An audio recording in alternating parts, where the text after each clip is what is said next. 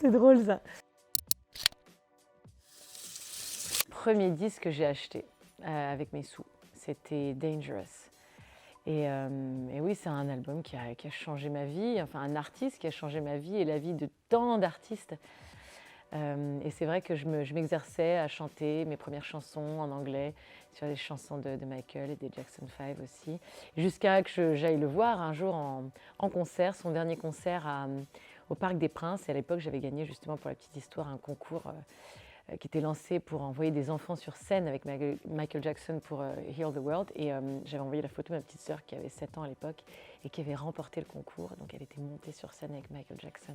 Et ça, ce n'est pas rien. Et toute la journée, j'avais essayé de gratter, de voir s'il n'y avait pas moyen que je m'infiltre, même juste vite fait comme ça. Mais non, en fait. Donc j'avais passé la journée là-bas, mais j'étais trop grande à l'époque, voilà. Mais j'avais passé une super journée.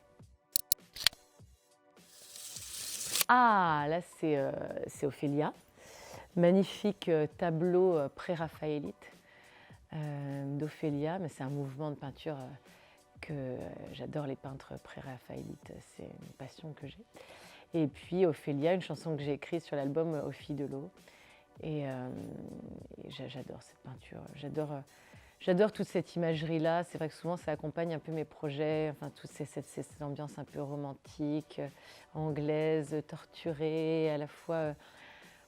C'est vraiment, on va dire, un mouvement, et, enfin, une identité qui me correspond et qui m'inspire. Et c'est vrai que ce tableau m'avait inspiré cette chanson qui s'appelle Ophélia, qui n'est pas d'une grande gaieté d'ailleurs, qui est une chanson justement sur de cette fille qui est dans l'eau comme ça et qui repose. Et le premier degré de lecture, je dirais, on a l'impression que c'est une chanson, enfin, d'apaisement, mais en fait c'est une chanson qui est sur le suicide, parce que c'est un peu ça, Ophélia. Donc, ouais. Les Écoles du désert, c'était un concours que j'ai remporté j'avais 13 ans. C'était organisé par une chaîne de supermarchés à l'époque qui avait partout en France, et en fait qui faisait gagner un enfant par supermarché dans toutes les villes de France pour partir à la rencontre des enfants d'Afrique. C'était les enfants qui partaient à la rencontre des enfants. Et donc toute cette opération sponsorisée par plein de marques, de fournitures scolaires, de cahiers, de crayons, de tout ce qu'on veut. Et en fait, on allait distribuer, on partait une bonne semaine au moment du jour de l'an. Et on partait donc au Mali, entre Gao et Tombouctou, distribuer des fournitures scolaires dans les petits villages. Alors il y avait tout un convoi, c'était un truc de dingue, hein. C'était un peu une sorte de Paris-Dakar, mais humanitaire. C'était fou, quoi, parce qu'en plus avec des enfants de nos âges, mais c'est ça qui faisait la beauté de ce programme-là, c'est que c'était que les enfants partaient à la rencontre des enfants. Alors bon, au niveau de l'intendance et de l'organisation, c'était pas simple, parce que c'était quand même une responsabilité d'avoir des enfants aussi jeunes pour partir là-bas en Afrique, mais c'était, voilà, avant qu'il se passe tout ce qui se passe aujourd'hui au Mali. C'était il y a oh là là, j'ose même plus dire, ouais, il y a 20 ans presque. Et c'était dingue. C'était vraiment un souvenir que je garde et qui a vraiment changé ma vision de plein de choses, parce que c'est à ce moment-là que ta vision et que ta vie va être influencée. C'est quand tu vis des voyages et des rencontres à ces âges-là. Et moi, vraiment, ça m'a donné après l'envie de m'investir dans l'humanitaire aussi par la suite, et d'y retourner aussi, parce que le Mali, c'est un pays magique. Ah, yes.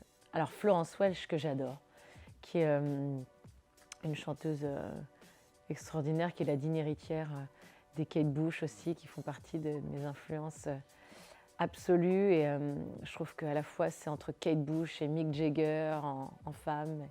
Elle a une voix que l'on confond avec aucune autre, une façon de chanter, d'écrire, tout aussi une imagerie qui accompagne ses projets, une façon de faire de la musique qui, moi, me parle.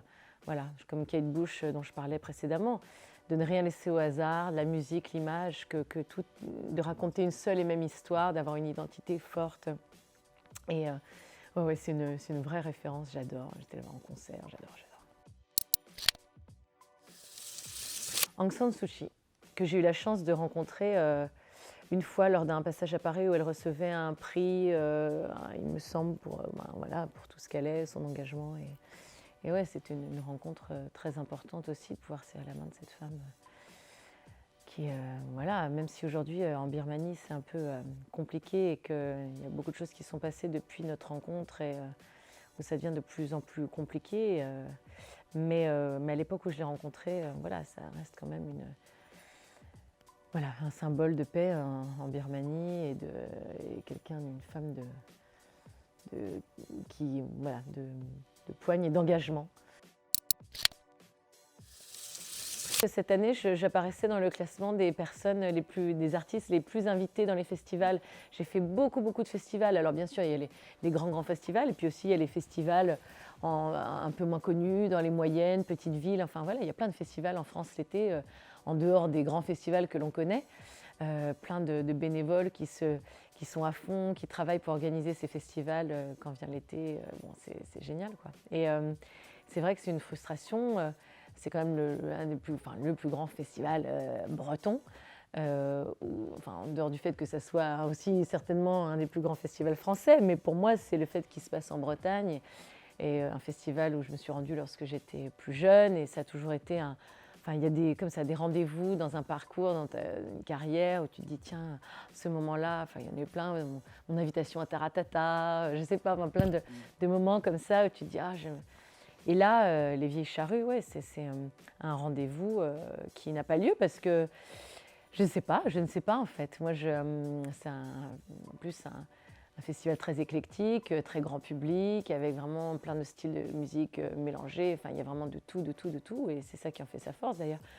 Mais non, je n'ai jamais été invitée, aussi bien pour défendre l'album Bretonne, qui en plus avait beaucoup marché partout en France et aussi bien sûr en Bretagne. Donc c'était devenu une question même que l'on me posait à chaque fois que je rentrais en Bretagne. On me disait, mais comment ça se fait que tu n'es pas Vieille Charrue? Et à force, les gens commençaient à penser que, moi je me rends compte, à chaque fois que j'y retourne, que ça vient de moi et que presque je snobberais les Vieilles Charrues. Donc à un moment donné, j'ai dit, bon, il faut que je le dise parce que j'ai pas envie que l'on croie que ça vient de moi. Non, moi je donnerais n'importe quoi pour pouvoir un jour être sur cette scène des Vieilles Charrues et présenter mon spectacle.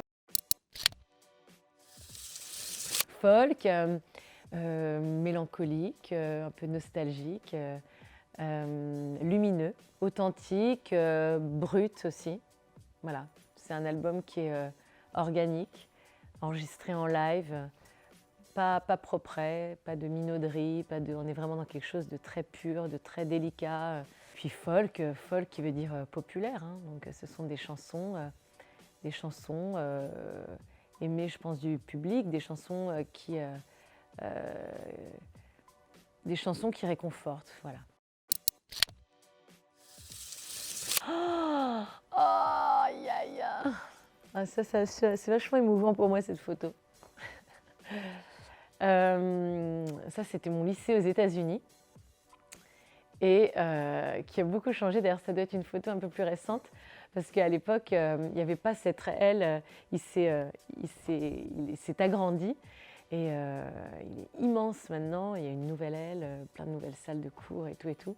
J'ai eu la chance de partir un an vivre aux États-Unis entre ma seconde et ma première lorsque j'avais 16 ans.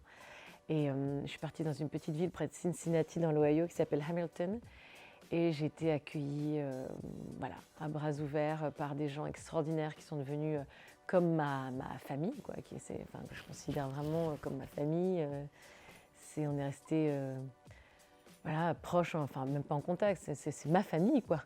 Et puis mes amis là-bas aussi. J'ai vécu une année incroyable qui m'a tant apporté à tous les niveaux, pour la musique, pour le sport, pour tout, qui m'a donné confiance en moi, J'ai été sponsorisée par un organisme, en fait. J'avais pas les moyens, moi, de me payer une année à l'étranger. En fait, on m'a sponsorisée pour partir un an. Et c'est une année vraiment qui a changé ma vie et qui reste dans mon cœur, qui à chaque fois, je suis toujours très émue quand je repense à cette année-là, à Hamilton. Ouais, c'est vraiment le bonheur absolu.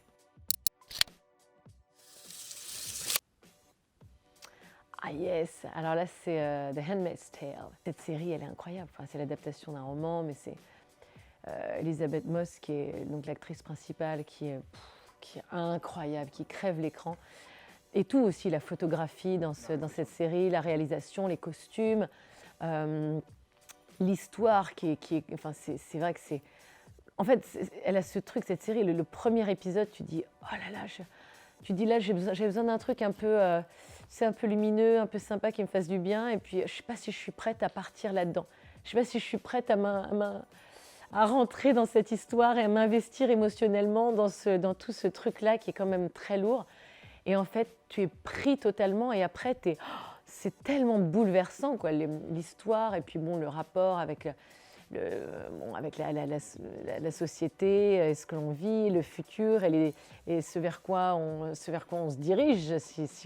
Enfin, voilà, je trouve que c'est très bien vu et je me suis totalement passionnée pour cette série. C'est complètement dingue et j'attends la troisième saison avec impatience. C'est la côte de granit rose, c'est Perros-Guirec, c'est magnifique. Moi, je suis finistérienne, mais j'ai eu la chance aussi de vivre un peu dans les Côtes d'Armor pendant toute la période de l'école primaire. Donc, je vivais à Guingamp et dès qu'on avait un peu de temps, on partait direction Perros-Guirec, côte de granit rose, et je partais crapahuter dans les rochers. Et c'est tellement magnifique, ce coin aussi de la Bretagne, c'est une merveille. La lumière, les couleurs, c'est quand même, bon, c'est à part, c'est sublime et j'adore y retourner dès que j'en ai l'occasion. J'ai tourné un clip là-bas d'ailleurs, enfin voilà, il y a un truc quoi. Ah j'adore. Oui j'adore, mais je sais que souvent les gens ils aiment pas le lait ou je sais pas, moi c'est un truc, je sais pas et c'est dingue parce que j'ai jamais non plus, enfin, il y a des odeurs comme ça de l'enfance. Et l'odeur du lait, le lait qui bout là au-dessus de la casserole, tu sais, quand ça va s'échapper bientôt, que ça fait une petite peau là, tu sais.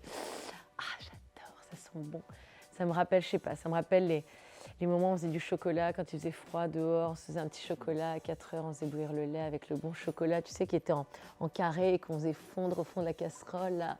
Ça, c'est quand même dingue. Ça me rappelle ma grand-tante qui nous faisait le chocolat aussi comme ça le matin et l'odeur du chocolat et du lait qui te réveille, c'est le bonheur. Un chercheur, un médecin américain qui a travaillé qui travaille sur la musicothérapie et qui aurait découvert qu'il y aurait des fréquences dans ma voix qui aident notamment les enfants qui sont autistes ou hyperactifs et également au niveau de l'équilibre chez les personnes âgées. Enfin bon, c'est une histoire incroyable. Moi, au début, j'étais un peu sceptique parce que je me disais que ça n'a pas trop d'effet sur mes proches. Je sais pas, j'ai l'impression que sur moi-même, j'avais l'impression de me faire du bien en parlant.